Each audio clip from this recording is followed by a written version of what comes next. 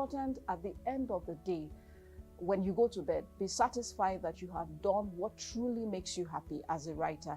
And some people just have a lot of stories in there just waiting to, to come out. But it's that fear of acceptance. And really and truly, you can't live life waiting to be accepted by everybody. It's just not the way to do things.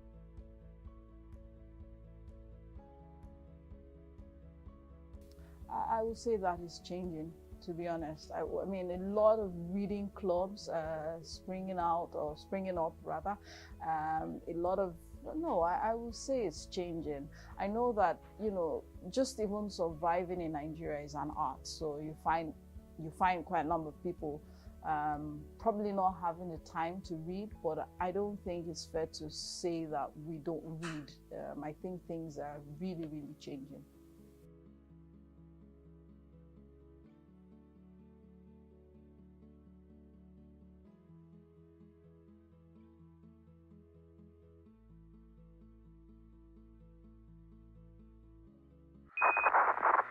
Telephone switch to on, light on. Switching command to internal. Expectedly bad, TW. Fuel tank pressure 60 less 55. Roger. Your nav state with back and is perfect.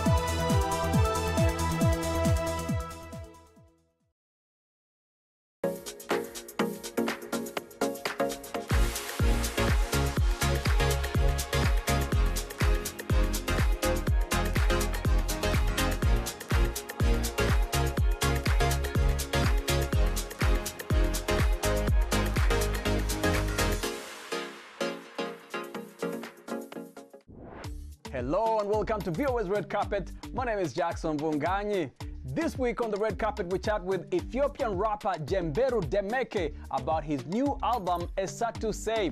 We meet a winemaker that is introducing Ethiopian honey wine, commonly known as Tej, to the American consumer. South African fashion entrepreneur Rich Mnisi wins the Best Designer Africa Award. Those stories, plus we go to Mozambique to check out the Madala Vaku Nyasa, a life-size elephant made of wool and iron that is on display in Maputo. Let's get on with the show. Sonic fusion. This unique genre is a blend of Amharic raps, trap music, and samples from various contemporary styles. Red Carpet caught up with him at his studios in Addis Ababa as he was preparing to release his second album, Esatu Say. Let's check it out. Jemberu was busy in studio putting final touches on his album before its release. He says that Esatu Say is a reflection of the diverse influences that have shaped his sound and the creative vision for Ethiopia's evolving music industry. My music, I make it, I like to make fusion. I call it sonic fusion. So I kind of, find different aspects of modern music that I like, and then I try to combine those.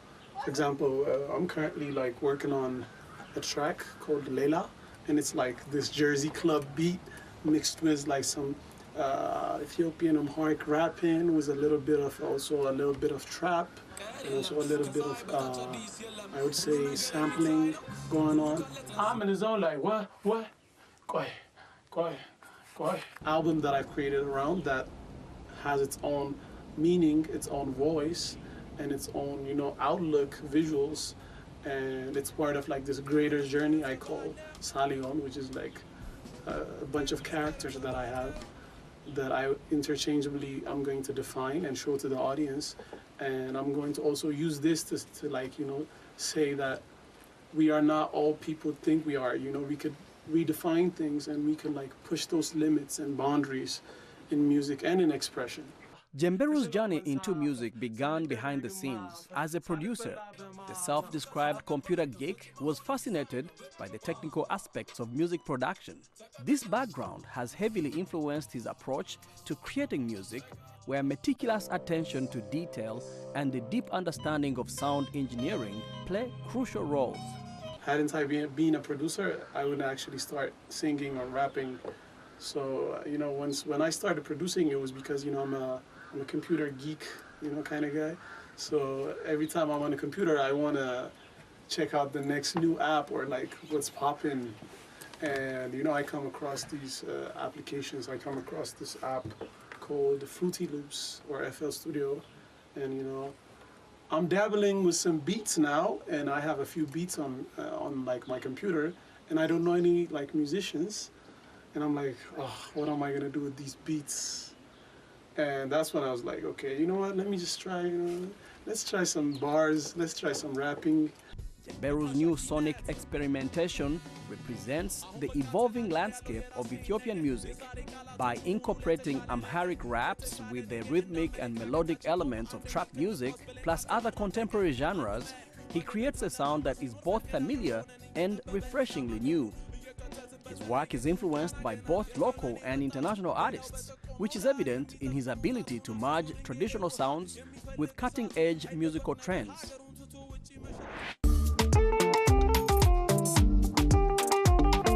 Giza Negusi, CEO of Negus Winery, is on a mission to introduce Americans to Ethiopian culture through the experience of drinking tej, also known as honey wine.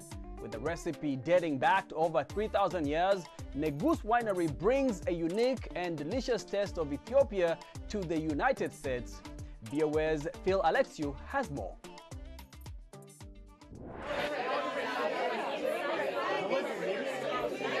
Which one is your guys' favorite? The honey wine. Yes, that's my mom's recipe. Yeah, so that's the reason why I call it Mama's honey wine. When I lived in San Francisco, I got a chance to visit a lot of top wineries, including Robert Mondavi and some other big ones. And this is semi-sweet, filtered. Okay. And then I couldn't find any wineries carry our product or honey wine or tej. So I was like, you know, it's better if I start something completely different for the people who never tried it before, something completely different, which is honey wine or tej. Tej is over 3,000 years recipe. It dates back over 3,000 years, the time of Queen of Sheba. International naቸው እነዚህ የአማሪካ አይደለም. Those guys are from Ethiopia. And in Ethiopia, we drink tej in the different kind of vessel. We call it brele, B-E-R-E-L-E.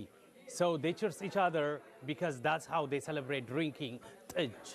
We call it tej honey wine. Yeah, so my friend Molly found it online, and she recommended it as like the first Ethiopian winery in the area. I had never had honey wine before, and I thought I really wanted to see what it was like. And it's truly been a delicious, delightful afternoon. I love that it's also bringing Ethiopian culture and drink here in Alexandria. My dream is to introduce our culture into the United States. To me, it's a big opportunity to introduce something completely different than grape wines.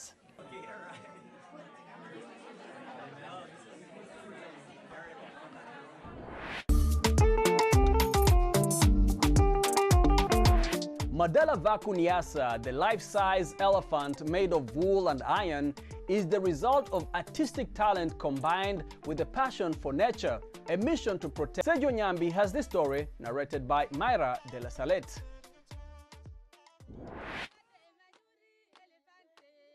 This life-size elephant made of wool and iron on display at the Franco-Mozambican Cultural Center is more than art. It represents dreams, culture, and efforts to preserve wildlife.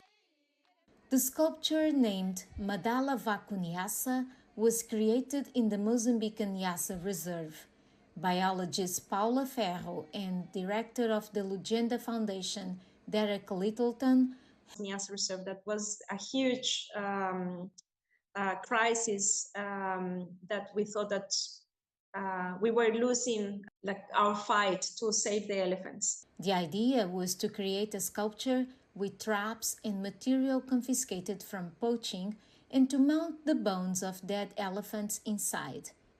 Years later, the project took on a new dimension. Instead of putting these bones, these dead elephant bones, to knit a crochet skin with a colorful wool.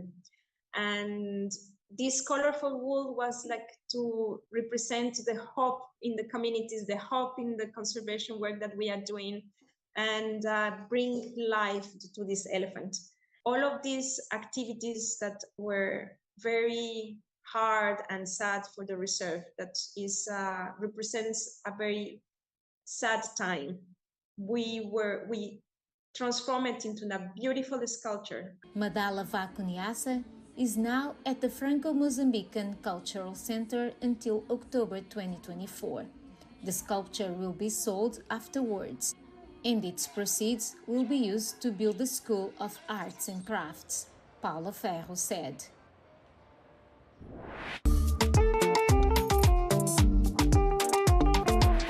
Tembelani Zondo, a young inventor in the town of Woodford, South Africa's KwaZulu-Natal province, uses recycled materials to build a car and other robotics.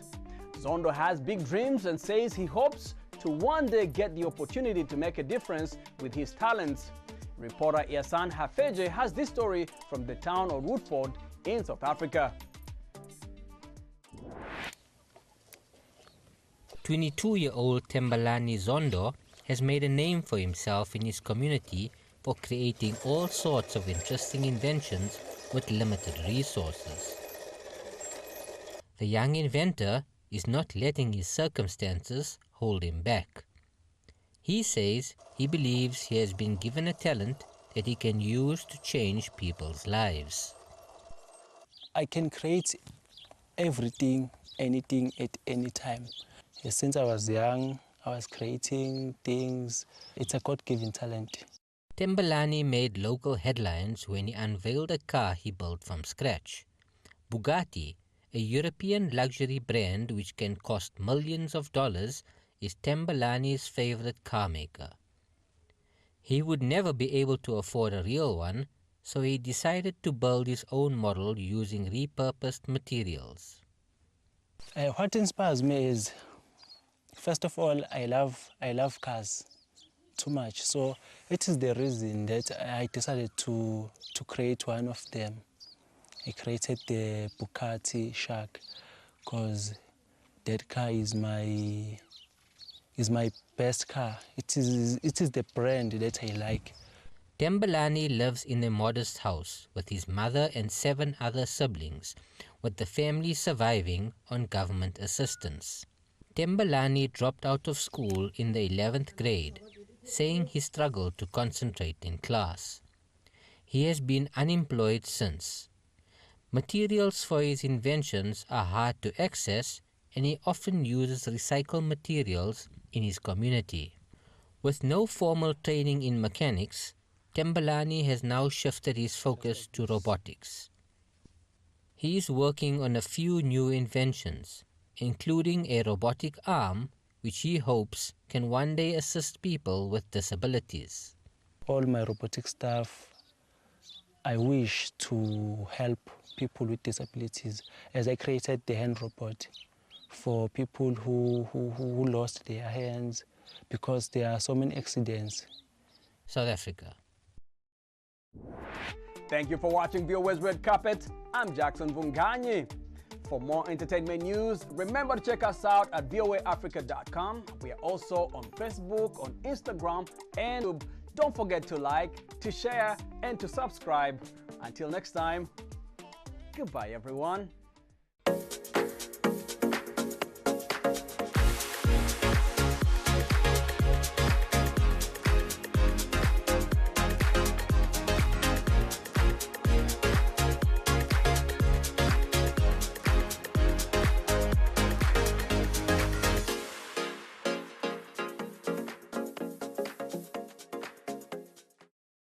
Hello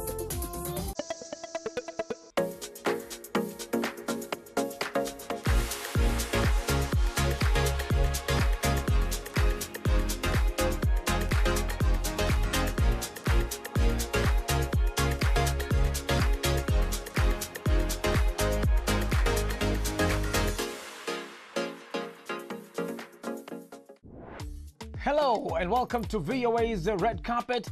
I am Sunday Shumari. This week on the Red Carpet, we chat with guitarist John Collins, who left England, his home country, to move permanently in Ghana. The South Proteas, South Africa's men's national cricket team, are relaxing their quota system, much to the delight of their supporters.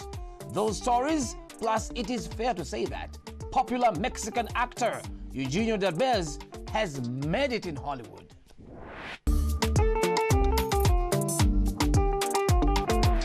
MMA fighting is expanding its reach in Africa.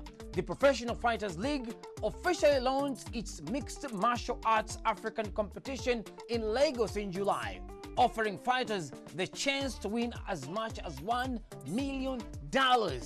Ethiopian cyclist Binyam Girmay made history as the first black African rider to win Tour de France Stage 12, making it his third stage victory in this year's race.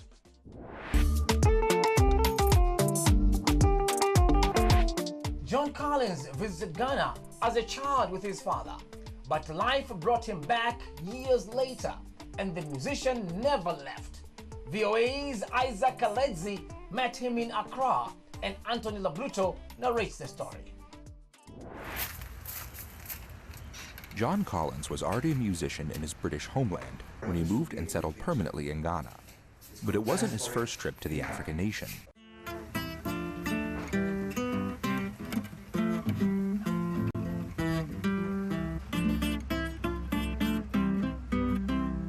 I came to Ghana as a child, not with any purpose, but then I came back to Ghana in 1969 to be with my dad, because my parents, my mum and dad had divorced, so I wanted to be with my father. Today, he is a well-known figure in Ghana and West Africa, mainly for his work on popular and neo-traditional music, including highlife and Afrobeat.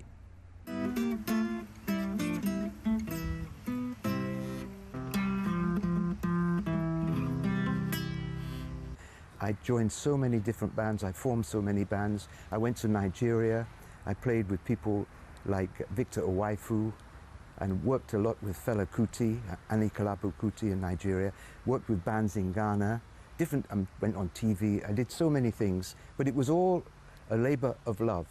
John Collins has also worked as a music journalist, writer, and historian. His academic publications on African popular and neo-traditional music are used in universities all over the world. But, he says, living in Ghana was not all that smooth for him. Well, it's very tough, of course. I mean, I never in Britain experienced things like coups and curfews, shortages, and so on. Dumso, all these things. Here, at the University of Ghana's music department, Collins helped structure a course in popular and traditional music and taught for many years. He inspired his former student, Eric Suno Do, to become a music lecturer in the department. And what fascinated me about him was, like you're saying, that here is a foreigner, a white man, teaching us our music, whilst our people were teaching his kind of music. So I found that to be quite interesting, intriguing, and that is what drew me more closer to him. Collins married a Ghanaian and has a son and a grandchild. He feels that it is the Ghanaian people who have made his stay in Africa memorable. All I've been talking about is not about the climate, not about the food, the sunshine. Everything that's positive is ultimately people. It's people who create the world. Collins has spent his career learning popular and traditional Ghanaian music and helped inspire young Ghanaian musicians like these ones who gather here at the University of Ghana every month to keep both genres alive. For Isaac Kaledzi in Accra, Ghana, this is Anthony Labruto, VOA News.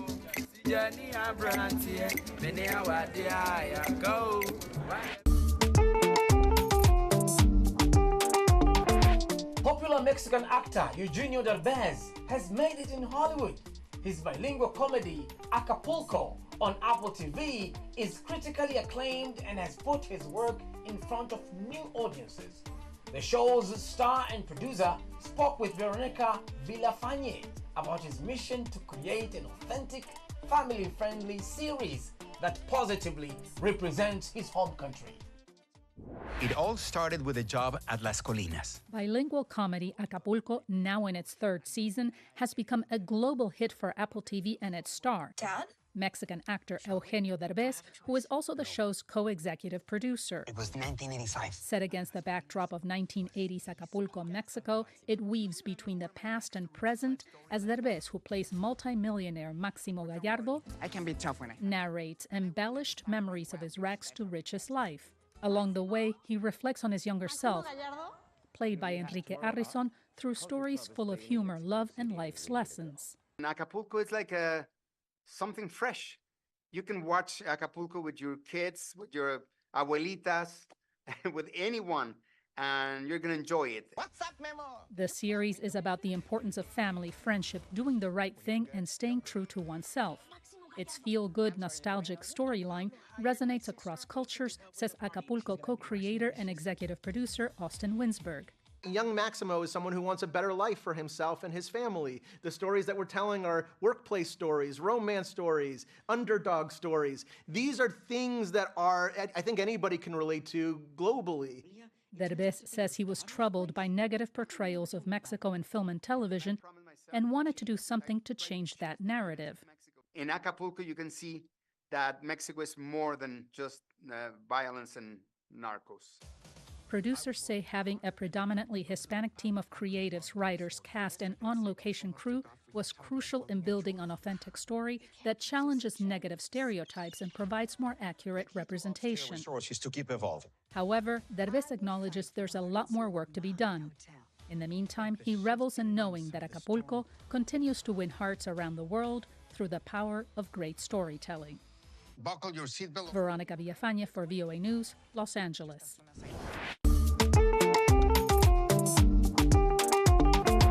South Africa reached their first ever Cricket World Cup final in June, marking a historic moment in the country's cricketing history since joining the international cricket community.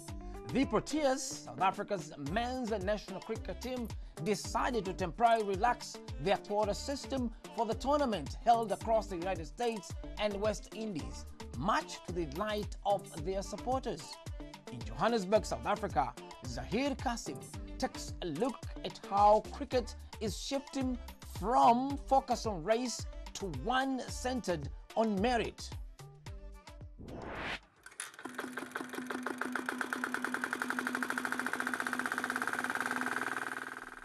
On this cricket field, the pitch requires a swift roll. For Sean Noble, a seasoned groundsman at Johannesburg's Rivoli Cricket Club, this moment is significant. Noble, a cricket enthusiast for almost 2 decades, had hoped that the Proteas, South Africa's men's national cricket team, would win their first international trophy at the 2024-2020 World Cup tournament hosted in the West Indies and the United States. This final means to me that it's very important to our country and that this is the first time that we're not going to choke in the final. South Africa had a promising start, but faltered against India in the final stages, causing the cricket team to miss out on the trophy. This tournament also marked a relaxation from the quota system that had been enforced over the past decade, which required at least half the squad to compromise players of colour to ensure inclusive representation post-apartheid. Ashwin Desai, the author of a book on cricket looking at post-apartheid South Africa, explains how the excellence of players of colour has led to the call to drop the quota system. Constantly the quota or targets were being questioned and re-engineered. But I think there's a solid body of evidence that quotas could be anti-black. Why are they anti-black? Because originally when they came into being, it was to deal with white gatekeeping. But most of the cricket unions are run by black people. The selection committee is overwhelmingly black. And so the idea that there could be racial gatekeeping starts to lose its resonance. Noble shares Desai's sentiments.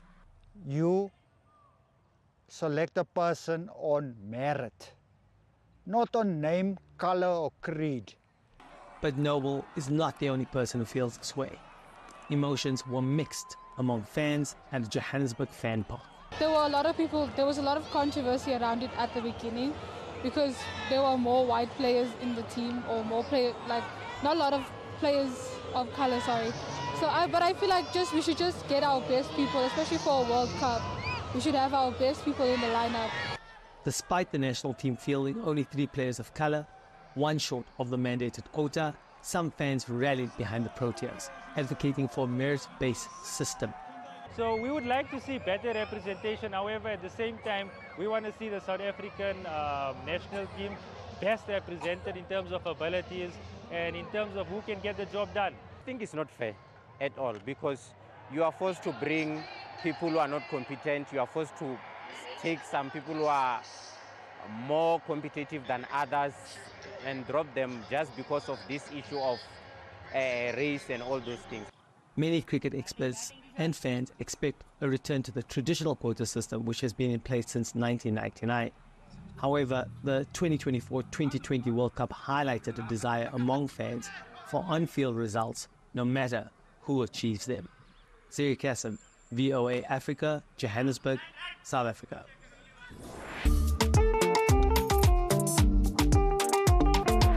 Marjorie Goldberg is a wood sculptor and gallery owner in Washington, D.C., who has been heavily involved in the city's arts community for decades. She also runs a nonprofit that teaches D.C. residents woodworking skills. VOA's Jeff Swikod brings us the story. My first sculpture class was in Rochester, New York, when I was 10 years old. It was at that moment that I knew who I was and what I was going to do. Art is it's kind of an expression of your soul, of your experiences. And I had been taking years of dance class before then, from the age of 4. So I really love dance and I really love sculpture. You know, I mean, what is sculpture but dance, you know, in a moment in time? When I came to Washington and GW, and it was really the revolution years, 68 to 72. I have always been a truth to power person. I have never been afraid to speak my mind loudly, where I got my nickname in college, which is Megaphone Margie. You know, I did art, I did dance. I was very interested in Eastern religion. I figured I'm going to spend my life in art, so I want a well-rounded degree. And your art is only as good as your life experiences. One of my clients was the National Association of Home Builders, and they put out a statistic that said within 5 years, 50% of all carpenters are going to be retiring. It is the most endangered trade in this country and in Europe. We wrote a grant to build a mobile wood shop. If this is spinning this way. And to train a new generation of carpenters. Whoa, that's so good. What we often do is teach young kids how to turn things on a lathe, which they just adore doing.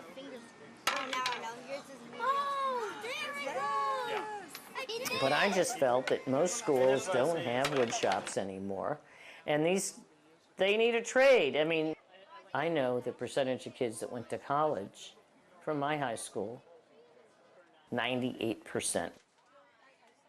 There isn't one school in the city that would even come close to that. Tonight there's classes here in our stationary wood shop. It was just something that I really had wanted to do and felt there was a need for the city. We really built something. Now we're helping a lot of students. Thanks for watching VOA's Red Carpet. I'm your host, Sunday Shomari.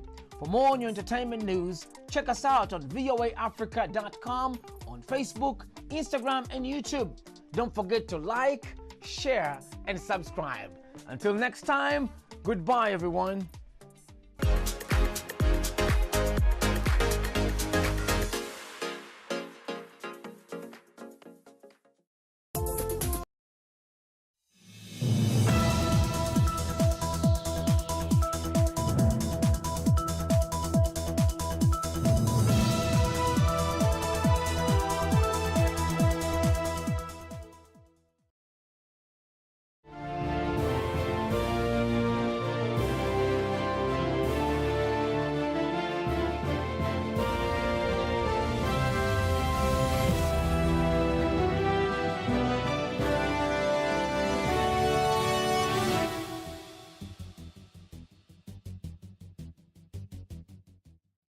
working with Buhari, I wrote my book to change false narratives about the president, Femi Adesina.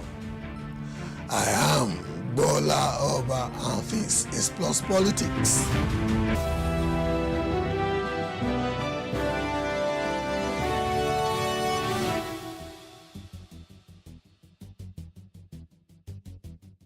Special Advisor to former President Muhammadu Buhari on Media and Publicity, Mr. Femi Adesina, has explained that he wrote the book working with Buhari on the former president to change the false narratives out there.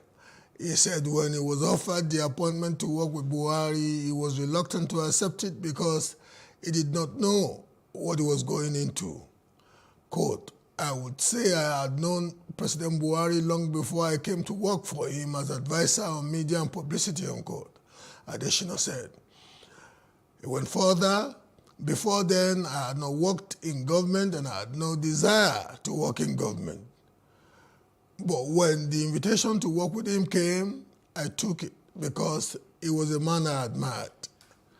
After he won the election in 2015 and said, come and work with me, I wanted to say no because I was managing director of the Sun newspapers.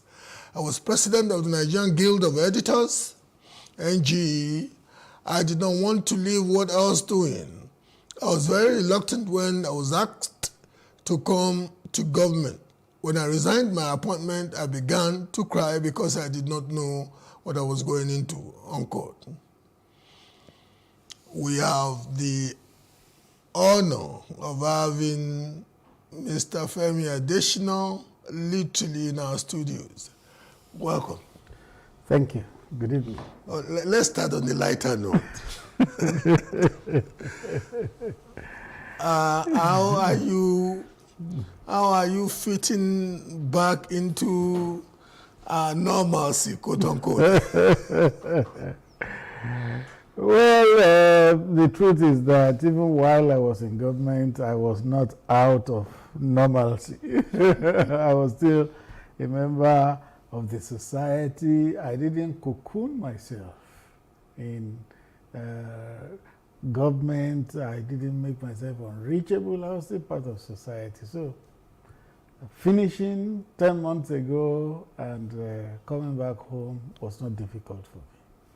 Still on the lighter note, were you also stricken by the reported voodoo, invisible voodoo phantom in the presidency?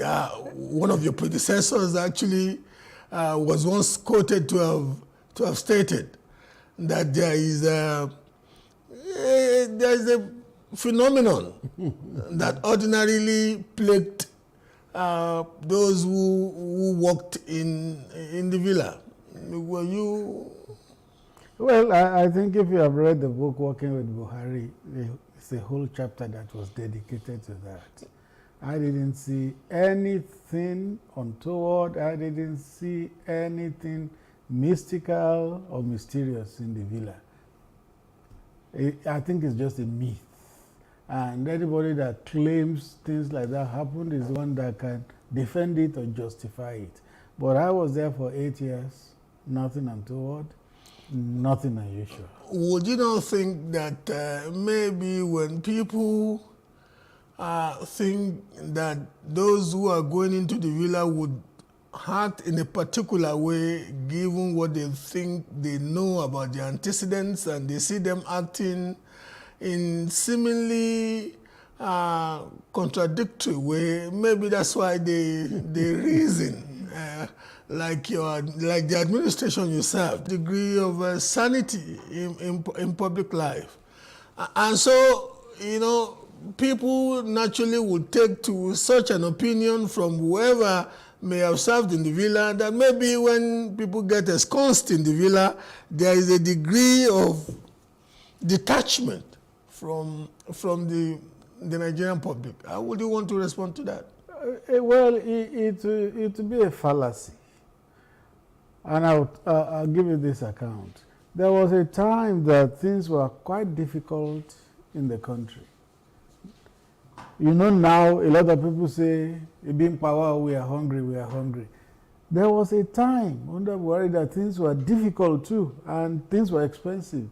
So one evening, I went to see him at home. And I said, Mr. President, do you know that there's a lot of complaint about scarcity of food and the prices of essential commodities and all that? He said, that I know. He said, I have people from my constituency who give me feedback. He said, so I know what is happening, and we will do our best to make life better for them. So that shows you that when you are there, there are different feedback mechanisms you can have. And unless you shut all those avenues, then that is when you become closeted from reality. But there was this particular audio leak from the then Honorable Minister for Transport, Right Honorable Rotimi Amaechi, when he said he was jocularly referring to some characters who felt they could complain. He said Buhari who doesn't even read newspapers. Buhari, what it concern Buhari concern. There was that audio leak there. And it gave the impression of a man who was living in his own world. A man who was so far away from the reality of the Nigerian environment that even, you know, a ministerial character could have the temerity to allude to his principle as somebody who could not be bothered by any opinion or any especially social media opinionation that some people thought would reverberate to him. Well, just like you said, it was a leak. And the nature of leaks is that you can't authenticate it. So, for all we know, it could have been cooked up. It could have been manufactured. I didn't hear Minister Amaechi saying, yes, I said so. Neither did he say, no, I didn't say so. So, for all you know, it may not be true. But the President Buhari I worked with was the one who told me as his media advisor that 10 a.m. every day, I want the media highlights on my table. And when you give it to him, he begins to read it immediately. And one time he told me, he said, when I read the media highlights, at times I may not even read the main paper again. So when I read the highlights and I want to know more, I find the paper you have referred to in the highlights and I go to read that story. So, I guess in this age of information inundation, that is what most of us do anyway. Yeah. Even those of us who are in the trade. In the morning, you want to look at the highlights and those items that are of interest to you. You then dig further by. Yes. I'm not saying. Is your brief to hold. It's a lifelong brief. You and Garba Shehu. Yeah. I was a bit sympathetic to you and Garba Shehu. And I must confess that on a number of occasions, I think just repeating some of the lines I had used, I would say, I can't really blame Garba Shehu and Femi Adesina because for me, it would border on a miracle to competently speak for an incompetent government. Many of the things that happened, and it's not very inconsistent with the presidential system of government because it's like a big orchestra. Somebody inevitably will miss a chord. Somebody will miss a note. That's not, even in America where we've copied it from, we know that the president may be speaking to a particular agenda and you could have one or two. But having said that, what was the greatest challenge that you personally had whilst loyally and faithfully working for the man Buhari as his official spokesperson? Well, let me first attend to one word you used, an incompetent government. That's your opinion. That was what I used to say. Well, yeah. I never say it's not my opinion. It is your opinion. You have a right to it, but it doesn't make you right. I never said that.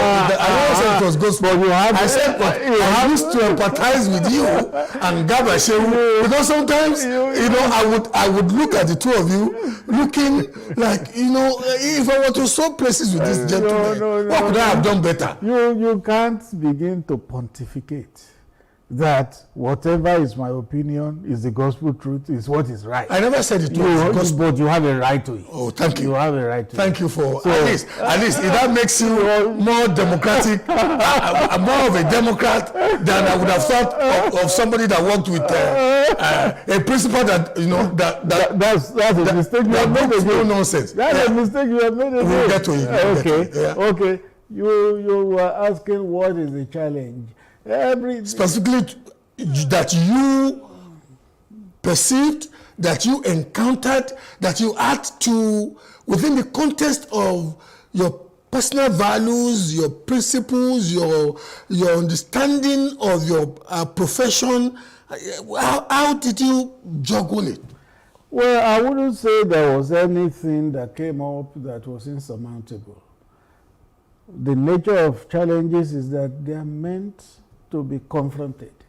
Any challenge that came, we confronted it, and as much as possible, we try to surmount it. I wouldn't say there was anything in my 8 years in government that gave me a stiff challenge and maybe it amounts or amounted to regret. No, nothing. I just took things in my stride as they came, and I believe that I did my best. A particular passage in your book speaks to the fact that when the distinguished Senator Bukola Saraki emerged as the president of the Senate, yes. We knew that it was against the run of play of what the establishment, the party establishment, that's the APC establishment wanted. But many of us just felt that he ultimately emerged because a man who was, the way you have reported it, he seemed not to have liked it. You had to work on him a little bit to even concede to really congratulating the new leadership of the then newly emerged leadership of the Senate. How could we have bought the line? Those of us who thought we were tea leaf readers and political analysts, how could we have, on the one hand, bought the line that it was just because he didn't want to interfere with the process, and yet somebody as proximate to him as he were, still is, and writing from the perspective of somebody who still wants to portray him as a Democrat, write that. It was not a lie. It was reality. Because President Buhari is on record as having said before the proclamation of the National Assembly that whoever emerged as the leader or the leadership of both houses, he will work with. He was on record as having said that. That means, yes, the party has this prescription, or rather that the prescription of the party is what happens, but if it happens the other way, we will work with anybody that emerges. But then, somebody else emerging through subterfuge was what the president couldn't brook. If he had emerged fair and square, there would have been no issue. Remember the background happenings. They were waiting for a meeting with the party, and then some people went behind to begin to meet. Left the venue. Yes. joined the plenary. Yes, at the expense of and the election majority took of place while a large chunk of the people were not there, still waiting for the meeting with the party leadership. And because they had formed a quorum, something constitutionally acceptable was deemed to have happened. So it was the subterfuge and the hanky-panky that went in with it that the president took. Not wanting to be too forensic. I was a bit disturbed as an onlooker because at the said meeting that the senators-elect of the party were supposedly scheduled to have, all of them had congregated. A detachment of, at least what made some of us, what convinced us that the president was going to come was because a detachment of army operatives were already on the ground, and the only elected officer of state in Nigeria that is protected by personnel or officers or operatives of the Nigerian army is the commander-in-chief. So we thought it was going to come, but there was a bit of a delay because it came in from a foreign tour. Germany, that morning. The very morning. So, and in your opinion, which is not gospel, you thought some people played the first one on the party and played the quisling and went to join forces with the other side, and ultimately gave us a very chimeric leadership of the Senate where the substantive president was, the president of the Senate was the party from the majority party, but the vice president, the deputy president of the Senate was from, unusually, the opposition party. But even at that, as a Democrat, your principal ought to have accepted it. We have covered that ground. He would have accepted it if it was fair and square, but it was not. There was subterfuge. So how long did it take you to convince him that he needed to do what Democrats ordinarily do across the world? Sometimes you get the leaking and keep on thinking. But the important thing is that at the end of the day, he agreed that the statement should be issued. If you read the book, he inserted one word where I wrote that a constitutional process had been concluded. He inserted the word somewhat. So he now read a constitutional process has somewhat, but eventually. But the constitutional process was concluded. It was, and that was what I wrote. And then he inserted the word somewhat because there was a lot of shenanigans that went into which were not unusual in a political environment. Not unusual, but there is also party supremacy, and everybody that is a loyal party member is expected to defer to the party. Using that now as the microscope to analyze managing a principled, often obstinate man.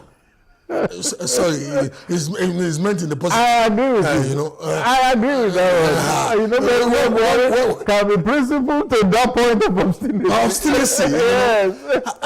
And I'm sitting there thinking, 8 years of your life was spent micromanaging not only the intellectual persona, but indeed the emotional persona of a man who could tell you to your face that, because of such things that you have mentioned like subterfuge, I'm not saying it's not true.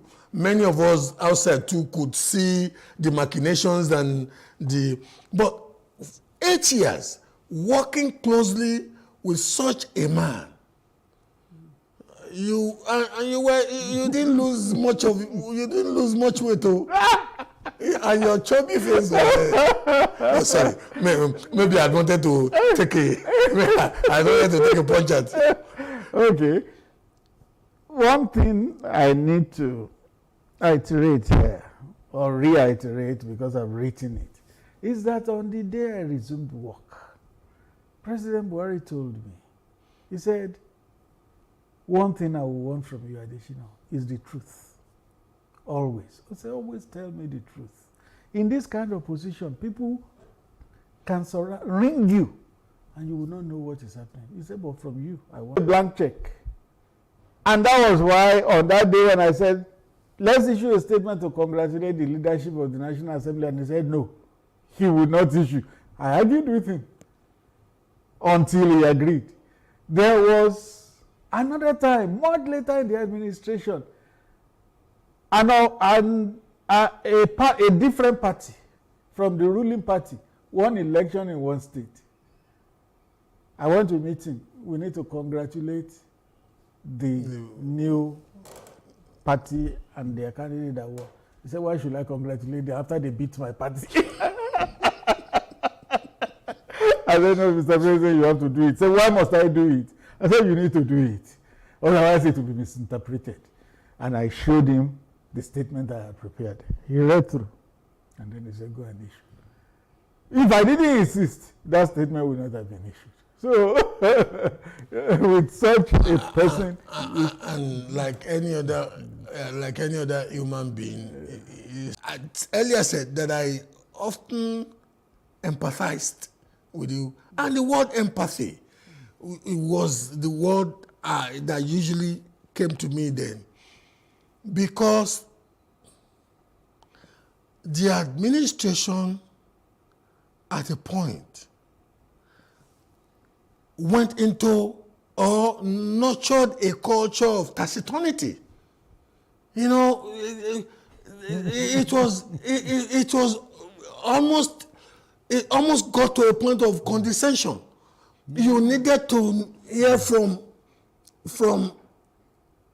the president, and the president was like in Mongolia, and we were getting exasperated. Some of us were getting exasperated with Femi Adesina and Garba Shehu.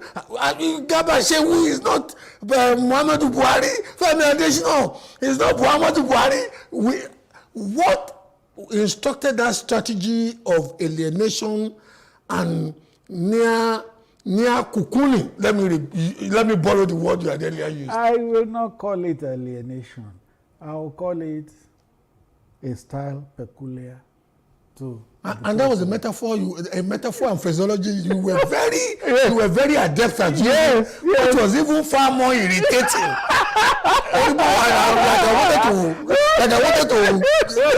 It was even far more irritating. Yes, because I had also been a student of stylistics in school.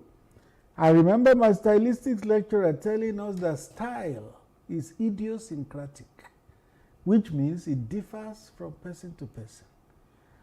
Soyinka's style is different from Achebe's style. Achebe's style is different from J.P. Clark's style. Style was peculiar to each of them. So also with the president.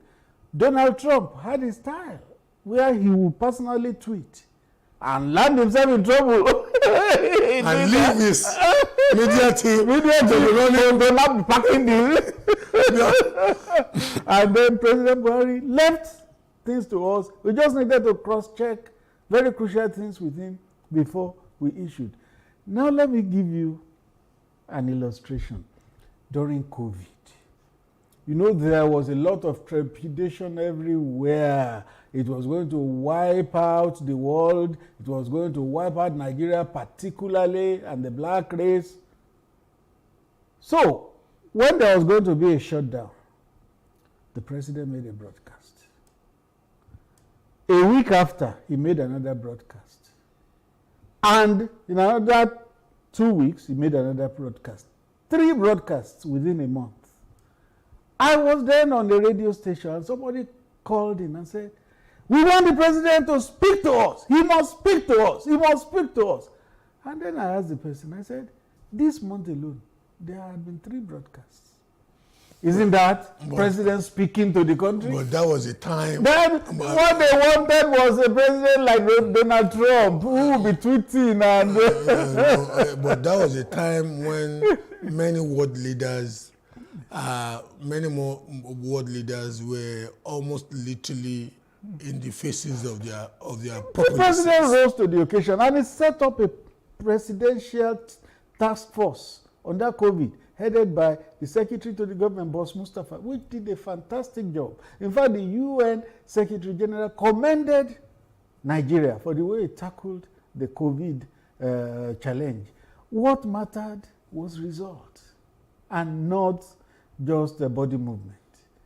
Nigerians just wanted a president who had all the body movements. Okay, let's speak to some of we've tried well enough to psychoanalyze the idiosyncrasies of the president.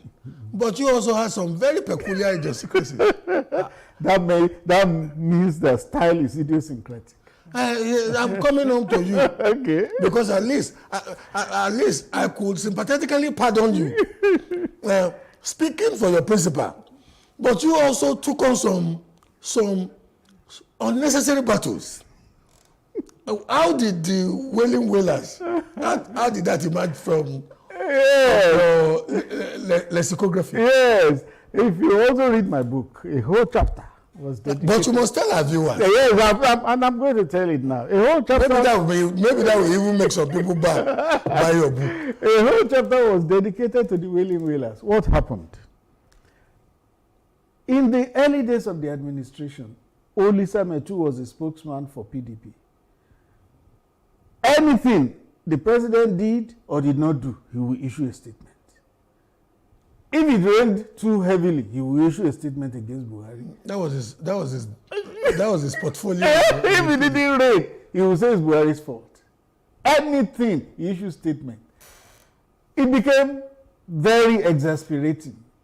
To you? No, well, to anybody who was following and partisans of your party. Oh, well, we were in a large number. So one day, he issued one unnecessary statement from my view. I then did a tweet. I said, these people were in power for 16 years. Now they have lost it. They do not seem to realize that they are not going to taste that power for a long time. I then ended it with Wailing Wailers. So who was I talking to? PDP and a spokesman, Olisa Metu. That tweet was done in August 2015. Remember, the government came into power May 29. So it had only served June, July. The 3rd month was when that tweet was done. War followed. He has abused us. Not PDP people generally on social media who were anti-Buhari. He has called us Wailing Wailers. He is disrespectful. He is this, he is that. So they assumed that epithet for themselves, that they were the Wailing Wailers. And because I didn't refer to them as Wailing Wailers, and they adopted it. So I said, well, if you have adopted it, you are welcome to it. Would you want to agree with me that you see sometimes you present a very innocuous facade or visage of a face, you act like you can barely kill an ant, but you are a very mischievous. When it comes to matters of the pen, you could be very mischievous. What instructed you signing, even if it was Metu and PDP, what instructed the phraseology Wailing Wailers? Yeah, because we knew Bob Marley and the Wailing Wailers. And then we had a party which wailed about everything. So I then called them Wailing Wailers. So as innocent and chubby as the face looks, don't be fooled. This man sometimes goes to hunt for a fight. Well, Shakespeare says there's no art to find a man's construction in the face. Okay. Now, reminds me of another TV host who said, talking about the same thing, he said, "You are a gentle troublemaker." Indeed, a gentle. Some of us knew that you wouldn't want to run away from a fight, but you would pretend and give a facade of a very comely, homely. I don't give a poncho, but you may slightly be biting. Anyway, there were some unfortunate incidents in Aso Rock that any media professional would find it difficult to manage. Some reported encounters between Her Excellency the First Lady and some family members. One incident when there was a chase and somebody jumped the wall and there were some reported shots fired. I'm picking my phrases well. I wasn't there. It was in the public domain. And moments like that, somebody like you and Malam Garba Shehu would have to not only sit by yourselves, but sit with your coterie of strategists. What did it take? How did you manage such, on the one hand, it related more with the family than with the person of the president. Exactly. On the other hand, the people would need some modicum of logical explanatories, quote unquote. And I was thinking, I once told a friend then, what would you expect? What would you expect if Femi Adesina or Garba Shehu to say about this now? If you say a bit too much, Madam could be offended. If you say a bit too much, President was such then that you would even know he had this emotional management style that he could go blank. You wouldn't even know. So how did you guys? Yes, for me and for us in the administration, family was off limits. Off limits. We didn't touch family. I remember that you emotionally lashed us with that line too. Some of your lines are coming now to haunt. Who first used that line? I think it was it Obama during the campaign, and there was an issue about. But you borrowed it. You borrowed it abundantly. I borrowed it. Obama said no, family is off limits. So me too. That was the position I took. Family is off limits. I was feeling. You want me to give you? And I was feeling. But boy, you're not Simone Labo boy. Sorry for the French. No problem. There was one weekend I came home. You were on the radio station, and you were criticizing me so much. I said, "Who is this person?" Gola Oba. What did I do to him? Sometimes you got me so livid, and I would think, but you see, and a part of me would again say, but what could you have done if you were to swap places with? I'm not doing this as a PR for you. I know. Because some people are watching now and they're feeling, I still have my cane somewhere in Okija. I didn't want to speak the French, but I've helped me now to speak the Yoruba. I have my book. Yeah, it's a very delicate and sensitive assignment, and you have to use your sixth sense to do it. Otherwise, you land yourself in trouble. You became the first Nigerian to hold the position for 2 terms of a president. Yes. is not only in Nigeria, in most liberal democracies, it is perceived to be one of those portfolios with loads and loads of banana peels, littering the welfare of the professional or the person handling it, because some will be happy, especially loyalists and partisans of the party of the president, but some, even if you woke Rotimi Williams from the grave, and Gani Williams was, and Gani Fawayimi was backing Rotimi Williams. You couldn't, that was how, because of the rabid partisanship that social media. Before we go into, you became the media advisor of the president in an age when conventionalism left journalism, left public relations, left public perception management. Now, speaking to students of journalism, public relations, because at some point we have to appropriate some of the experiences you gain there for the benefit of, especially as it relates to the fecundity of how, information, sometimes negative, most times negative ones, come from the social media. How did you go about it? It was really tough. You see that it was under that administration that social media exploded in Nigeria. It has started under Jonathan. You know that Reuben Abati had to tackle people on social media at a point. But by the time we came in 2015, it was everywhere.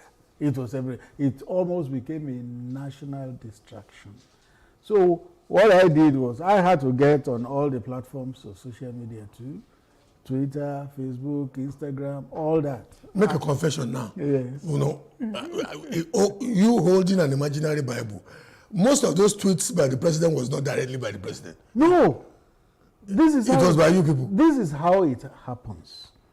There is a digital team headed by Tolu Ogunlesi. When we do statements for the president, most of which are approved by him, they then convert it to tweets. That's how it happens. So it was more of a proxy kind of. Oh yes, it was a statement we had issued. The backroom guys are already chasing us out of the studio, but I can't but ask this. Looking back now, and the incumbent president has been very circumspect, not making any negative allegation about his predecessor. But we have some officers of the executive now speaking to how some things were done with utter absurdity, incongruity, lack of respect for processes, procedure, and the rule of law. You, as somebody who was part of that administration, how do you sometimes feel when you wake up and you see there are still allegations, and you see the Emefiele and the CBN story go one way? You hear some, you read about some abuses of processes and how it did seem, if one were to draw a picture, that the president was being, not directly, but in a way being painted not to be in control. On January 16, when this book, Working with Buhari, was publicly presented, President Buhari was there, he made a speech, and he said, when things are not put on record, revisionists will have the day. He said, for everything that was done under him in his administration, the records are there. So anybody that wants to check anything should look at the records. So all those who are talking today, they will fare better if they go to look at the records to find out what exactly happened under President Buhari. If they look at the records, they will find that their questions are already answered. Is it Reverend Femi Adesina? I don't like when I get this tricky, honestly. Even me, I was thinking, I know you are, you have an ecclesiastic I do. title of a sort. I do. Is it Deacon? I do. Reverend? I just love the one brother. Oh, brother. You call me Brother Femi, I'm okay. To be honest with you, loyalty is said not to be an act that is done only when you are seen to be doing it. That you are still standing by your principle and using the giftings of God in your life to still want to give the record as best as you believe it should be seen. All the best. Thank you very much. I appreciate it. Wish you all the best. I appreciate it. This is where we wrap it up for today. Quite an encounter with Mr. Femi Adesina. I am Bola Oba.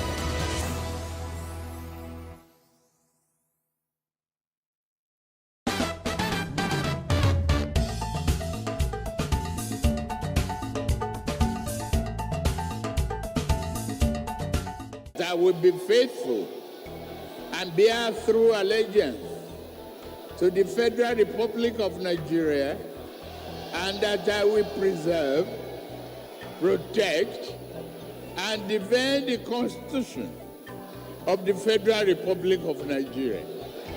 So help me God. May 29, 2023, President Bola Tinubu assumed office with an announcement that had grave impact on the people. Subsidy is gone. The president exclaimed during his inaugural address at the Eagle Square, Abuja, shortly after he was sworn in as the 16th president of the country.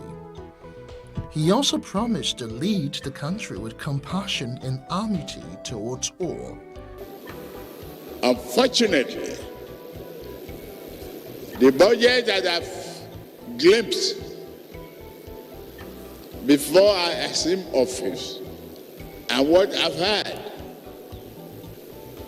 is that no provision is there for fuel subsidy. The fuel subsidy is gone. Despite the assurance by the president's team that the subsidy removal was not immediate, the announcement sparked reactions across the country.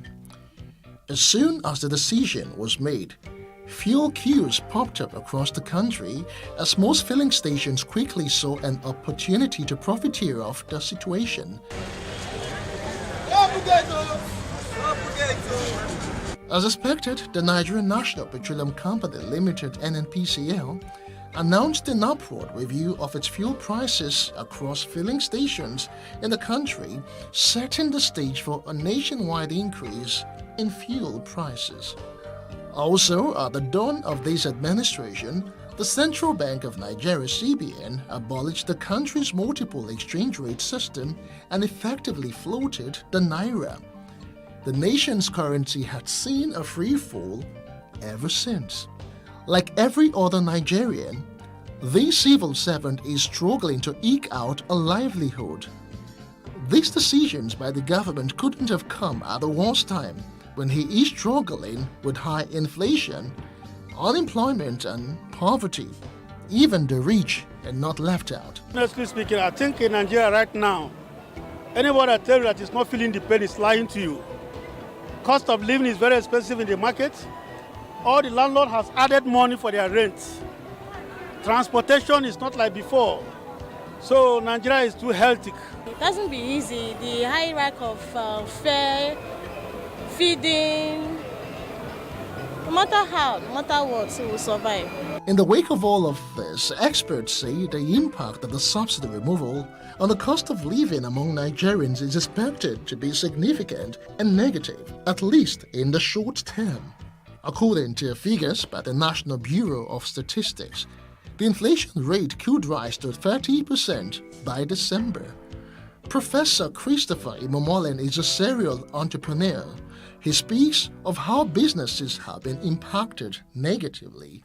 And would have been done in a way that, despite the fact that subsidy needs to be removed, because we cannot run an economy where a large chunk of our revenue is being used to pay subsidies, and these subsidies has a kind of racketeering that is not even helping the economy. So if we are going to, which we must do, it must be done in a way that it does not largely affect the economy, which we currently see today. Inflation rate is at the highest rate ever. It's also have a ripple effect even in the exchange rate. We see how the exchange FX has shoot up tremendously just in the space of 6 months. We've had the kind of increment that we've not had since 1960. And this has period effects just from one commodity, which the nation is largely dependent on. I believe that before we can totally lift subsidy from the PMS, we must also ensure that we provide power, we provide alternative source of energy for the people. The world today is embracing green economy. It's not something that will happen in the space of 5 years. It will take a lot of time, but we must gradually do that. Everybody have their leadership style.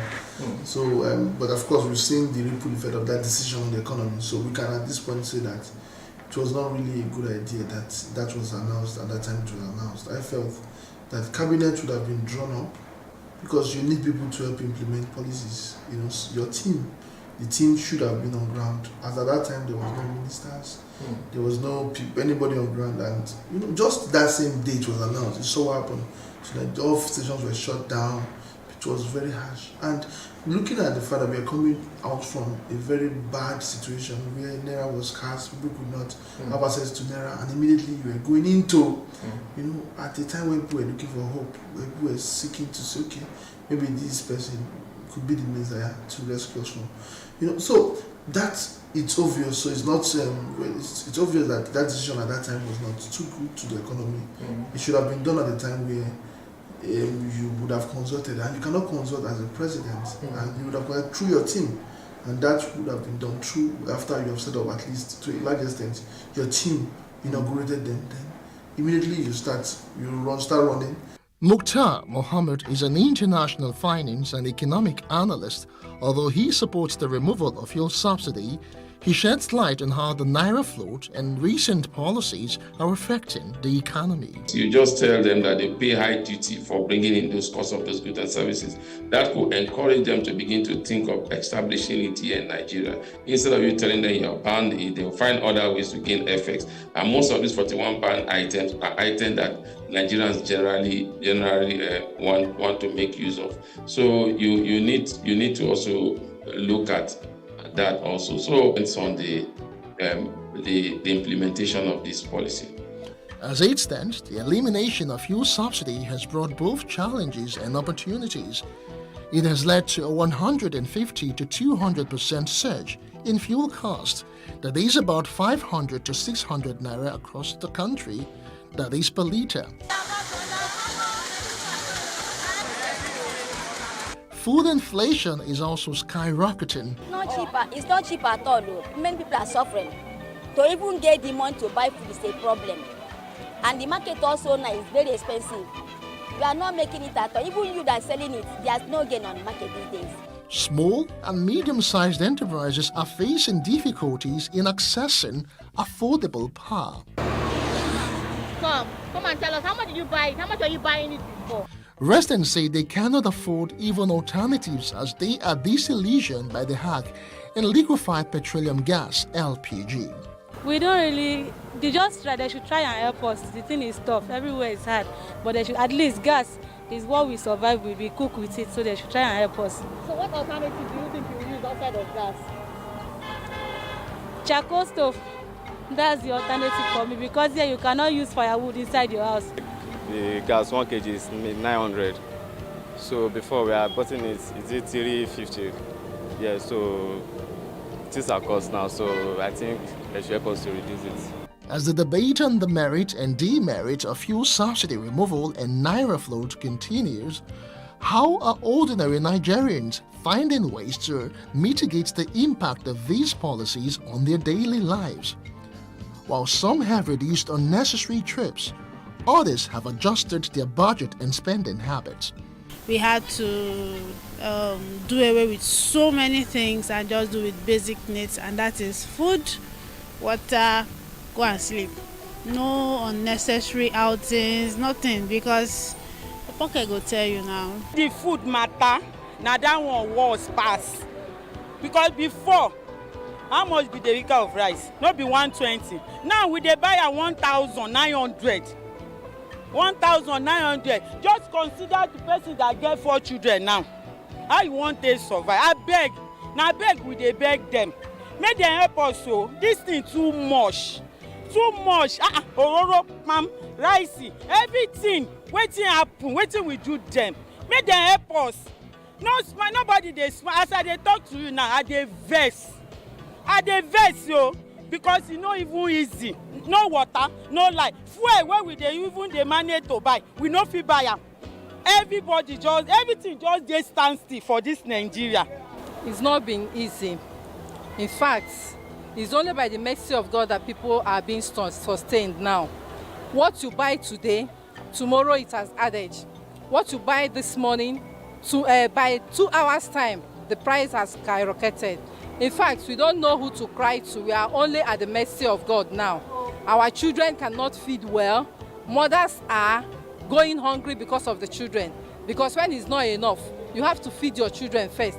We don't know who to cry to. All we are begging is that God should come to our intervention. Persistent inflationary pressures in the economy have accelerated poverty in the country, with purchasing power continuing to slump over the past few months. As a measure to address these difficulties, the federal government had announced a 5 billion naira palliative for each state, including the Federal Capital Territory, to cushion the impact of the removal of subsidy. The fund was shared in the ratio of 52 to 48%.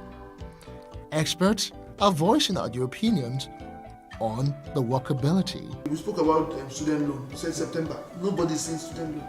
We talk about CNG. So everything is just like ghost. It's as if nothing is happening. And when people start talking, it's not as if maybe we're not against government. We must just talk so that this country will grow. We want this government to succeed. And this is what we are saying now. If everybody just keep quiet and everybody's nodding their head, no, you are doing the best, and this country will fail, and every one of us fail. So government needs to start looking at the right thing to do, and the people need to also adjust. Going forward, here are some suggestions by experts on how to cope with fuel subsidy removal in the country. Reduce dependence on petrol-powered generators. Invest in alternative energy sources like solar panels, inverters or batteries. These can provide electricity and reduce reliance on fuel-powered generators. Use energy-efficient appliances and bulbs to minimize electricity consumption. Adopt energy-saving habits such as turning off lights, fans, and electronics when not in use. Use public transportation or carpooling. Utilize public transportation options like buses or trains, which are generally more cost-effective than driving private vehicles. Consider carpooling with colleagues, neighbors, or friends who travel similar routes. This helps share fuel costs and reduces traffic congestion. Plan your trips and errands ahead of time. Make a list of places you need to visit and tasks you need to complete. Combining errands into a single trip minimizes fuel usage. Utilize online shopping and delivery services for groceries, identifying areas where you can cut down or save money. Prioritize essential expenses and reduce discretionary spending. Consider taking up a side hustle or exploring additional sources of income to supplement your budget. Minimize air conditioning usage and explore natural ventilation options. Insulate your home to retain heat during cooler months and reduce the need for excessive heating. Make conscious efforts to conserve water and electricity, reducing associated costs. Explore fuel-efficient transportation alternatives. Optimize driving habits by maintaining proper tire pressure. Avoid rapid acceleration or braking, and keeping vehicle maintenance up to date. This can improve fuel efficiency. Engage in advocacy and dialogue. Participate in discussions with policymakers, community leaders, and relevant organizations to voice concerns and propose sustainable solutions. Advocate for policies that promote renewable energy sources and support initiatives aimed at reducing reliance on fossil fuels. Avoid long and unnecessary commutes. Optimize your travel routes to minimize distance and time spent on the road. Consider remote work or flexible work arrangements, if possible, to reduce the frequency of commuting. For shorter distances, consider using bicycles as a mode of transportation. Cycling is not only cost-effective, but also promotes physical fitness and reduces carbon emissions. Invest in a sturdy bicycle, proper safety gear and accessories like bike locks and lights to ensure a safe riding experience. Familiarize yourself with bike lanes, paths, and safe routes in your area. And remember to take a walk. Walking will save your life.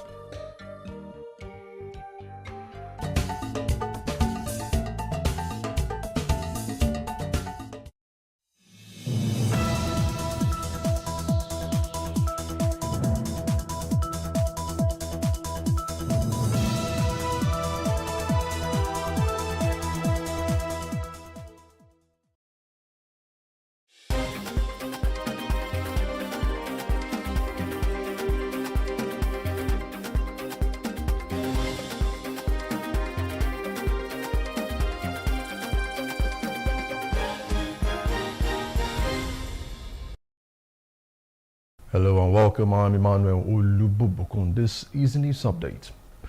The 2020 presidential candidate of Labour Party, Mr. Peter Obi, as well as Governor Alex Otti of Abia State, have expressed concern that the planned hunger protest could be hijacked by hoodlums. Now, both leaders who bared their minds on the planned nationwide protest after a private breakfast meeting between the duo at the Iwose country home of the governor called for caution. And both leaders agreed that the Constitution of the Federal Republic of Nigeria allows for peace protest, but stressed that it must be done within the ambit of the law. Otti expressed fears that the protest may be hijacked by unpatriotic elements, thereby creating more problems than the reason for the protests. Within the Nigerian Constitution, protesting allowed. All I plead for those who are protesting is to do so within the law and in a civil manner that allows us of the nation to show that we live within the law. Everybody knows the things that are difficult. I always say, when they talk about sponsors of the protest, I say the sponsors are very simple. It's hunger. It's hopelessness among the youths. So we all have to listen to what Nigerians are going through. And I thank our governor for doing so. It is critical and important. Okay. Well, what I said to security agencies is that we will then ensure that they manage the situation, again, within the law. We should not try to be overbearing. It should be something that we do within the law. There's nothing wrong. Protest is allowed everywhere globally. And I also say people protest in my house. And it's for us to listen to those who are protesting. Why are they protesting? Engage them. That's what governance is all about. That you get approval from the security forces, particularly the police. And somebody should take responsibility for getting that approval. So if you don't have the approval, then it will be against the law for you to go out on the street to protest. So my final word is that people should think about the implications of pouring out on the streets and restricting movement of other people and possibly inflicting harm and more hardship on the people. For people in Abia, my advice is that people should not pour out on the streets. Now, ahead of the planned nationwide protest, Inspector General of Police Kayode Egbetokun has ordered the commanders of tactical squads to take charge of the areas of operations by preventing violence and anarchy across the country. The order comes following determination by the organizers of the protest to proceed with the protest despite appeals by government, individuals and groups. Addressing the commanders from the Police Mobile Forces Counter-Terrorism Unit and Special Protection Unit, Egbetokun said citizens have a right to peaceful protest. However, such rights must not be allowed to infringe on the rights of others. We must be vigilant and be prepared to prevent chaos. Drawing lessons from the 2020 EndSARS protest, our paramount objective is to safeguard public safety, maintain law and order, and protect citizens' rights and well-being. I direct you to take all necessary measures to ensure that there is no breakdown of law and order in your respective jurisdiction. We will henceforth prioritize our deployment to guarantee public safety. You will ensure personnel within your command are thoroughly briefed and prepared, maintaining continuous contact with state commands for effective communication and coordination. I'm aware that 1 or 2 letters of notification to the police to have a protest has been received by 1 or 2 commissioners of police, and we are. The Minister of the Federal Capital Territory, FCT, Nyesom Wike, says he has not yet received an application for the use of Abuja Segun Square as a protest ground. Wike's comments came during a town hall meeting in the FCT where he discouraged residents from participating in the nationwide protest scheduled for August 1st to 10th. This demonstration, doubled the 10th days of rage, is intended to protest the ongoing economic hardship. Stakeholders, including the President, the federal and state government, as well as traditional religious leaders, have appealed to citizens to reconsider the plans to join the protest. Wike warned that the peace and order in the FCT cannot be guaranteed if residents choose to participate in the protest. I'm just reading on social media. They have applied to me to grant the Segun Square. Do you apply to me through social media? You write a letter to the minister. I will see you. Who are you? What do you want to do? How many days do you want to spend? How much will you pay? When you dialogue, people will take correction. And that is Mr. President for you. He has never told you that he will not make a mistake. He's human. But what's important, when you call his attention that is a mistake made, he has that penchant to correcting such a mistake. So please let nobody bother to go and carry placard or whatever to go on the streets. We don't want any protest in our city. We are peaceful. We have been doing well. So I think we need the support of all the stakeholders that are here for us to continue enjoying the peace in FCT and the nation at large. We are saying no to protest. Dialogue is the answer of everything. Yes. Our youth They need something doing. You cannot just keep them like that and say they should calm down, calm down. If they don't have something doing, we are just beating around the bush. The bottleneck of all these issues is our youth. Let us guide them, find a way on how we can engage them. We say no to the national protest that is about to happen. Nevertheless, sir, the youth need empowerment. The traditional rulers in the FCT, the 17 of us, we have interacted amongst ourselves.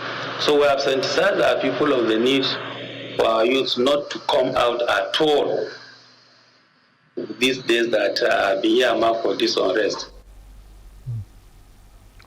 The Socio-Economic Rights and Accountability Project, SERAP, has filed a lawsuit against the Central Bank of Nigeria, CBN, for failing to account for and explain the whereabouts of over 100 billion naira in dirt and bad notes kept in various CBN branches. The suit also includes other large sums of cash awaiting dissemination, according to SERAP. In a statement issued on Sunday, July the 28th, 2024, SERAP's Deputy Director, Kolawole Oluwadare, also defended High Court in Lagos to direct the CBN to explain the whereabouts of the 100 billion naira in tarted currency, as well as 7.2 billion naira meant for the Duse branch construction in 2010 and the 4.8 billion naira for the Abeokuta branch renovation in 2009. SERAP also wants the court to compel the CBN to publish the names of the contractors who received these funds. As according to SERAP, explaining the missing public funds, naming the suspected perpetrators, and recovering any lost monies would serve the public interest and also help end the impunity of those responsible. Now, a few hours after the former spokesman of the Labour Party Presidential Campaign Council, Kenneth Okonkwo, announced his resignation, the leadership of the party has described him as one of the moles in their camp. Reacting in a statement on Sunday, the National Publicity Secretary of the Labour Party, Obiora Ifo, said Okonkwo's departure from the party did not come as a surprise to any of their followers, who already knew that he was a mole within their rank. Ifo also stated that his attack on Obi, his one-time ally, was needless and rather unfortunate. He said the party is keeping to its decision to stand with Obi as its leader and presidential hopeful come the 2027 presidential election. The other state chapter of the People's Democratic Party, PDP, has accused the State Police Command of selective justice. They allege that about 22 members and leaders of the party have been targeted for arrest in connection with the attack at Benin Airport on July the 18th. In a press conference on Sunday, the other state PDP chairman, Dr. Tony Zigbemi, stated that the 22 party members and leaders are currently under police surveillance due to a petition filed by the APC. Now, Zigbemi claimed that a tactical police team has now been deployed from Abuja to arrest members of the PDP following the Benin Airport incident. I, as the chairman of the PDP in Edo State, wrote a petition over comments made by the chairman of the state chapter of the All Progressives Congress, the APC, where he threatened to mobilize and lead youth to stone the Edo State governor, Mr. Godwin Obaseki. That is clearly a recipe for violence and chaos in the state, given the sensitivity of the office of the governor. A video evidence of this threat and an accompanying petition was submitted to the Commissioner of Police in Edo State. Surprisingly, as we speak, no action and formations to ensure Bab and Al-Qaeda-linked group has now waged an insurgency against the Somali government since 2006, seeking to establish a fundamentalist Islamic state. For over a decade, Turkey has now provided training, assistance and advisory support to help restructure Somalia's defense and security forces. However, Turkish officials say economic changes have now prevented Somali armed forces from being fully effective. Straight out of South Africa, the U.S. has now blamed Hezbollah for a rocket attack in the Israeli-occupied Golan Heights, killing 12 children and teenagers. Israel also blamed Hezbollah and said it would strike hard against the Iran-backed group. Hezbollah denied responsibility, and the strike raised fears of a wider Middle East conflict due to Israel's war in Gaza, which has now killed tens of thousands and caused a humanitarian crisis. U.S. Secretary of State Antony Blinken emphasized the U.S.'s support for Israel and also urged against an escalation of conflict on Israel's northern border. And on to business, the Central Bank of Nigeria, CBN, has announced that it will publish the names of owners of unclaimed balances and dormant accounts that have been transferred to the Unclaimed Balances Trust Fund pool account. In a statement titled Frequently Asked Questions on the Guidelines for the Management of Dormant Account, Unclaimed Balances and Other Financial Assets in Banks and Other Financial Institutions in Nigeria, the CBN provided further details. Of it said unclaimed balances that referred to account balances and other financial assets that have remained dormant for a minimum of 10 years in the books of financial institutions and qualified for transfer to the CBN. The guidelines also cover dormant accounts which are distinct from domiciliary accounts, as accounts eligible for dormant status include current account, savings account, term deposits in local currency, domiciliary account deposits for shares and mutual investments, prepaid card accounts and wallets, government-owned accounts, and others are specified by the CBN. And on to entertainment, controversial Nigerian singer Portable has declared that the planned nationwide protest deemed end bad governance scheduled for August the 4th to the 10th is for poor Nigerians. In a viral social media video, Portable explained that he participated in the 2020 NSAS protest because he was poor at the time, but now, as a wealthy individual, he no longer sees the need to join such protest. He cited billionaires like Aliko Dangote and also Femi Otedala as examples of wealthy people who do not engage in protest, emphasizing a shift to a rich man's mindset. Portable will gain fame in 2021 with his hit singles Zazuze featuring Olamide Apokuli, reiterated his decision not to join the upcoming protest due to his financial comfort. He advised others to mind their business and suggested that the wealthy do not involve themselves in such activities. And that's the most consecutive news. For more stories, please follow us on Facebook, X, and Instagram, and do subscribe to our YouTube channel at Plus Africa and Plus Africa Lifestyle. You can also view us from Limex or Limex.tv and Glow TV apps anywhere in the world. I am Emmanuel Olubobokun, and thanks for watching.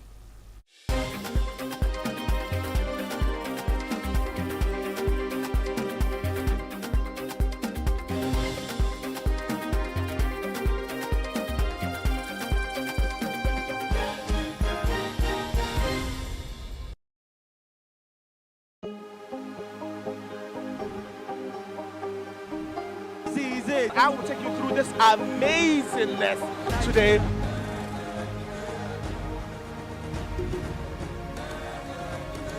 Welcome to Plus Trending. I am Buki November, your host, saying thank you for joining us on today's episode. Welcome back. It's tea time on Plus TV Africa. Practice makes perfect. I'm not perfect yet, but I'm a lot better than I used to be. He's a king. He's entitled to marry 100 if he wants to.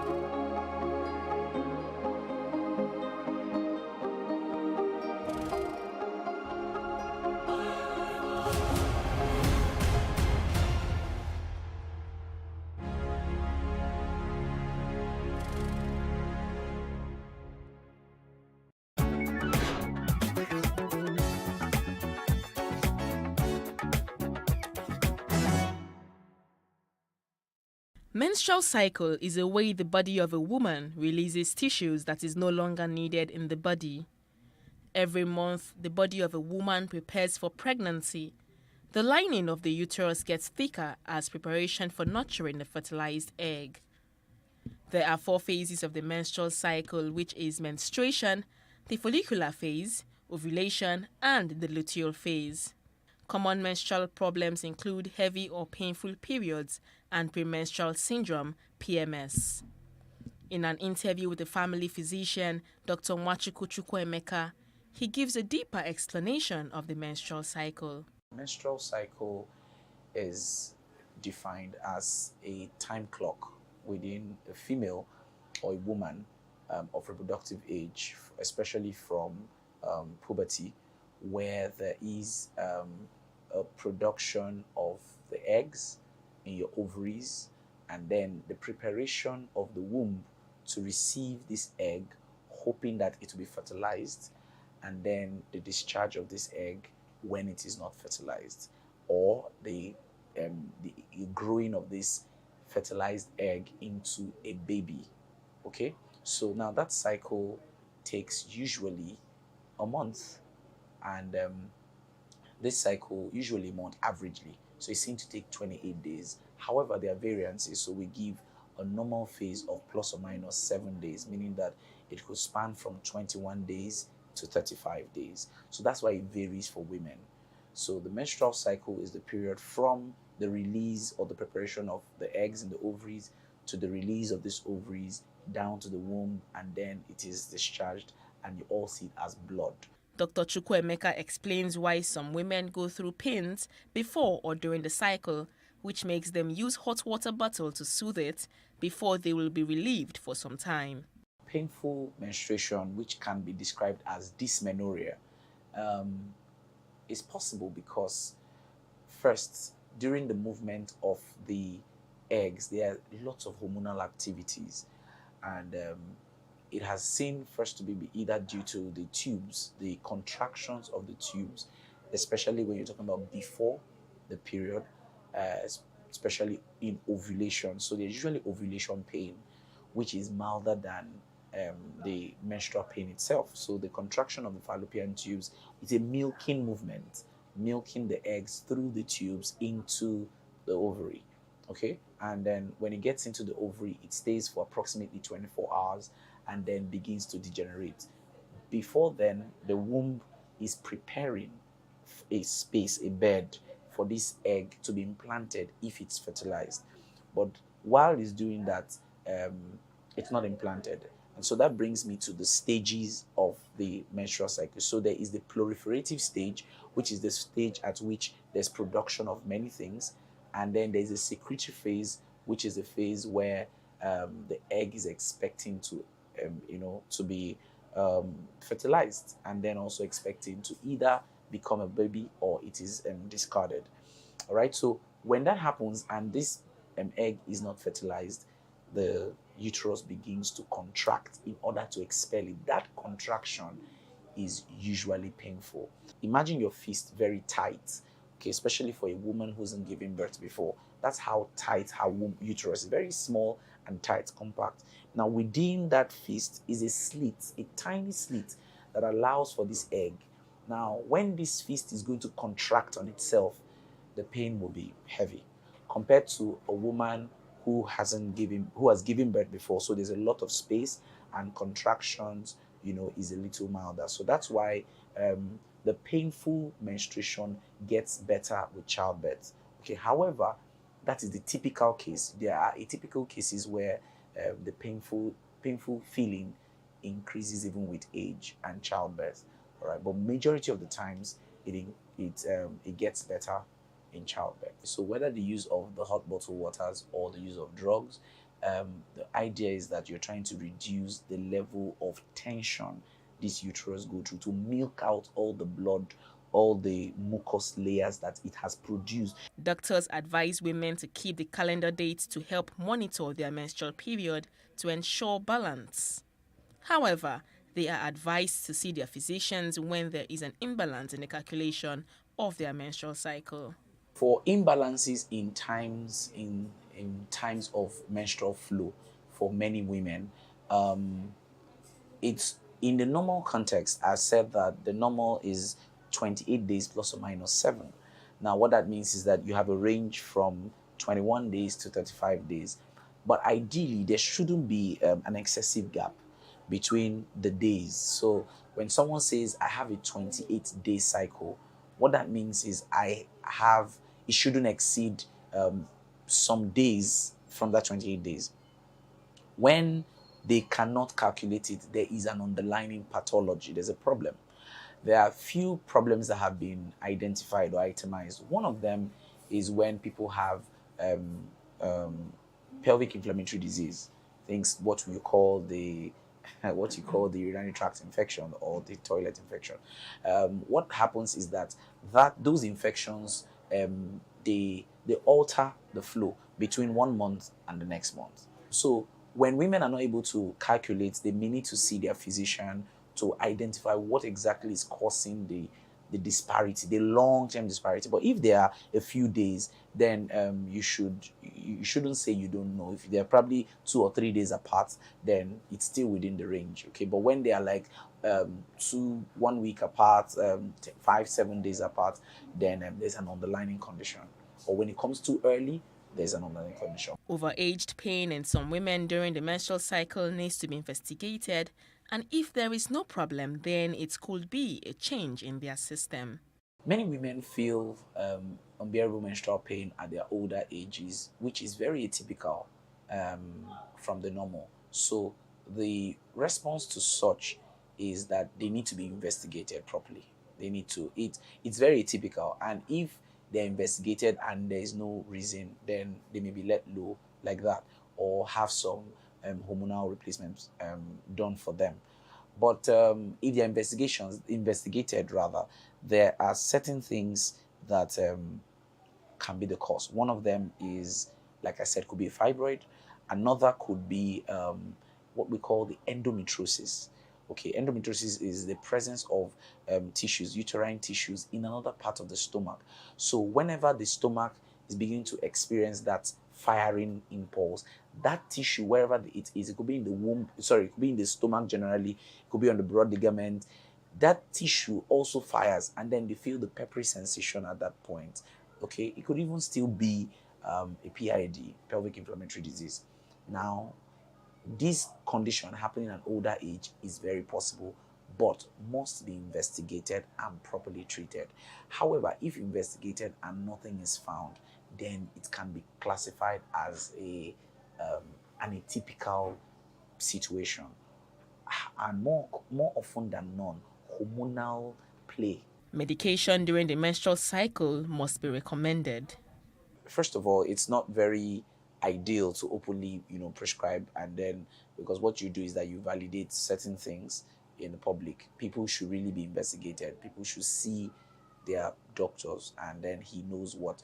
But yeah, the use of Felvin has been made public already. It could be right and could be acceptable. However, it comes with a side effect, which is intensifying stomach pain in ulcer patients. So it simply means that an ulcer patient cannot use Felvin, or it can cause ulcer because it's an NSAID, non-steroidal anti-inflammatory drug, which means that it can potentiate the possibility for an ulcer.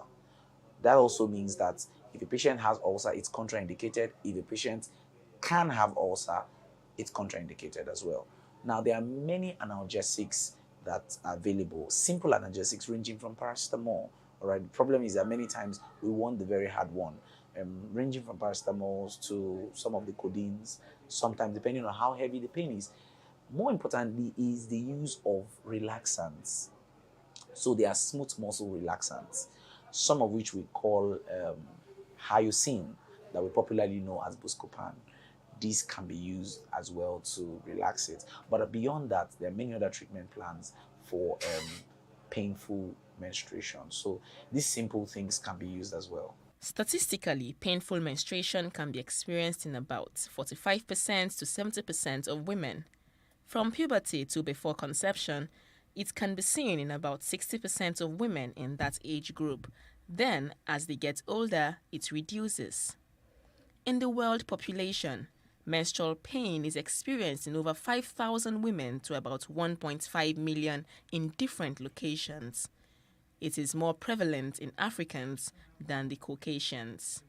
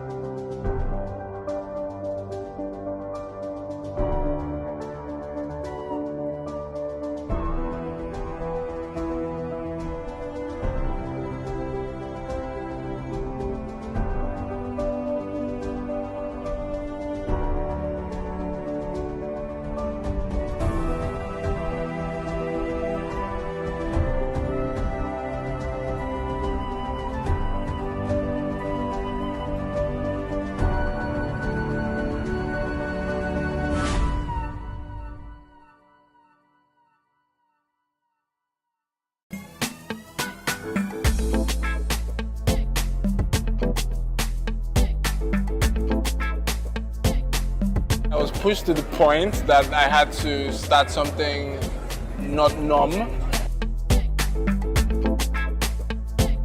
And I'm a big risk taker, and I enjoy doing things that nobody really does. I wanted something different from every other art form that has been pushed out there. I didn't have that fulfillment in what I was doing, and I really wanted to express myself more as an artist, and I decided to resign and go into practicing art full time.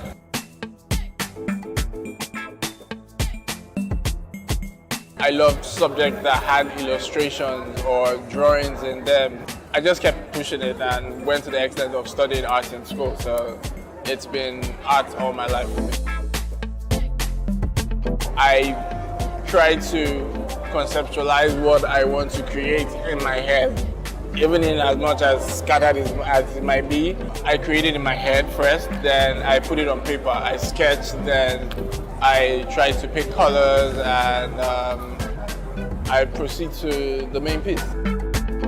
That could be achieved with graffiti here. The piece behind me is titled Bold Steps. So I'm just trying to put my own, it's an abstract journey of African fashion has come so far. The word there is Ikeakpa. Ikeakpa is a Bini word for movement. So we are it's just a movement, and we have the shoes here.